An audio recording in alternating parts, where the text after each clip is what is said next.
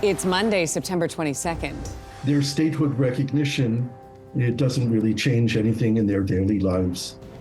Canada joins the UK, Australia, and Portugal in recognizing a Palestinian state. That is expected to be a major focus today at the UN General Assembly. Complicated commute getting around Montreal this morning could be difficult. Transit maintenance workers are on strike. Also, there's a trucker protest impacting traffic on the Champlain Bridge and Lafontaine Tunnel. We had to wait till almost the last week of June before we started complaining about the heat and humidity. So on the first day of Astronomical Fall, we look back at the summer that was and the weather we can expect ahead. Ground ball to second.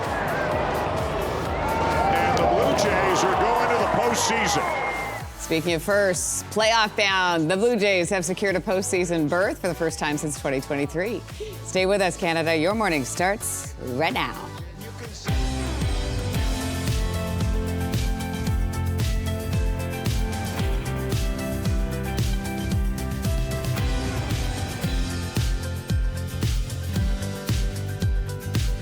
Welcome to your morning, everybody. Anne-Marie's away today. I'm Lindsey Deluce. I'm Matt Scooby. Good morning. Great to have you, Matt. Yeah, that's good. Thanks for having me. Scooby. I'm Kelsey McEwen. Happy Monday morning. You have the greatest last name. Do people tell you that all the time? It's a memorable one. It right? is a Put it that memorable way. one. And I've heard every variation of Oh, every God. different Scoob or Scoobs or everything else, which I enjoy. I've enjoyed for a long Well, it's just time. really fun to say. It must Yeah. be fun for you because you get to say it all the time. Super fun. Super fun.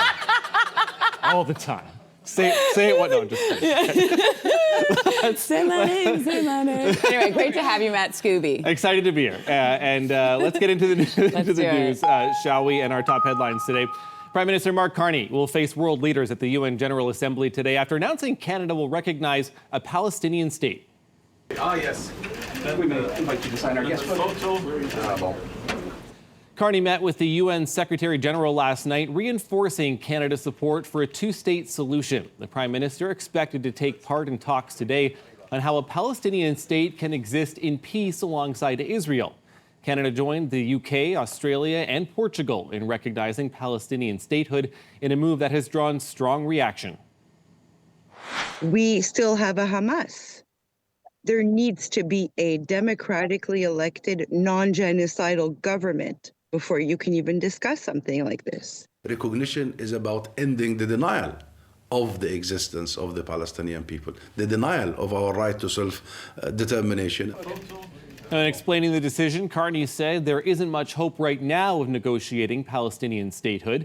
He blames that on the threat of Hamas, the expansion of Israeli settlements, and the ongoing humanitarian crisis in Gaza. Canada will also maintain a no-contact policy with Hamas.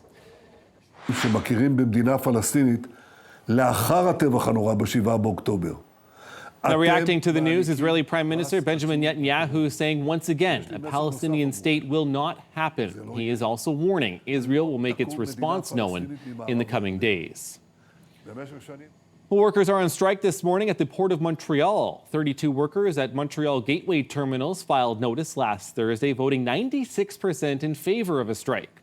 Union officials say talks have stalled over subcontracting and wage issues. They say there is also no agreement on the minimum operational requirements for the terminal to run smoothly. Workers have been without a collective agreement since last December.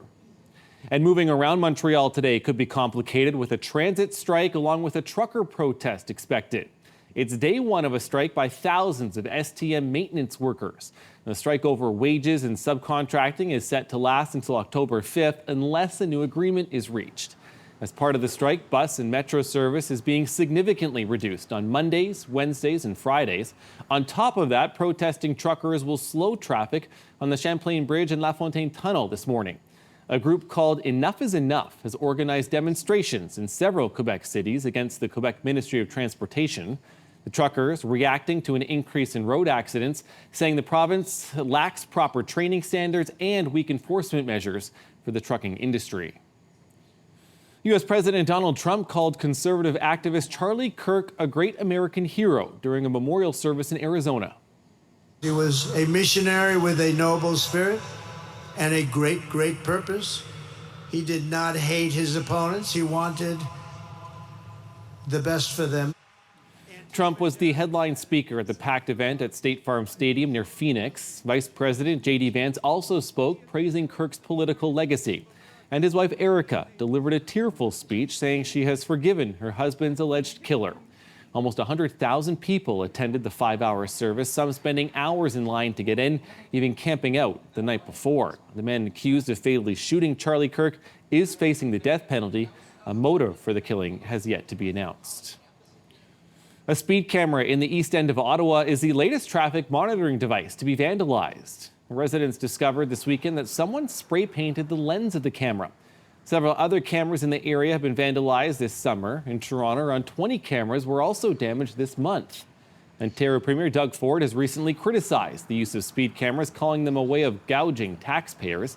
Local residents, though, are reportedly more divided, some saying the cameras are useful as a safety measure. Well, it's the first day of Astronomical Fall, and we can expect a comfortable transition to cooler weather, at least in the Toronto area. Late June, July, and up to the first couple of weeks in August, wow, we had some excruciatingly warm temperatures. And then about the middle of August, it sort of went away, and people thought, oh, it's over. Environment Canada is expecting warm days and comfortable nights in the next few weeks. Now, warm doesn't exactly mean a return of July-like weather, but rather a transition to jacket weather, which should be in full effect by late October and early November. Well, Team Canada celebrating second place, a finish at the World Athletics Championships in Tokyo. Canada sprinting to a silver medal in the men's 4x100 meter relay. Despite those wet conditions, you can see them on the track. The foursome of Andre DeGrasse, Brendan Rodney, Jerome Blake, and Aaron Brown posting a season's best time. The U.S. took gold, and the Netherlands picked up the bronze. Well, Canada, your Toronto Blue Jays are headed back to the playoffs. This is one to celebrate. Let's go.